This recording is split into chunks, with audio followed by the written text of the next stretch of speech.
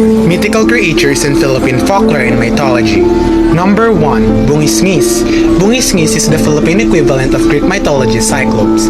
This one-eyed monster allegedly inhabited Orayan, Bataan, where it was known for its unique laugh.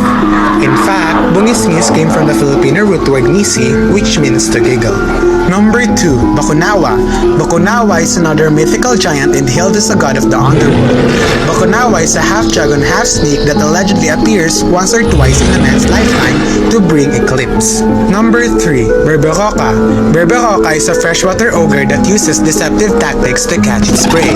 The victims, mostly fishermen, will then be lured by the evil's trap. Berberoka uses the same method to drown and eat the helpless victims. Number 4. Gawigawin. Gawigawin is a free six-headed giant that owns equally gigantic weapons of war. Its origins can be traced back to an original Tingulan story entitled Gawigawin of Adasan on 1916.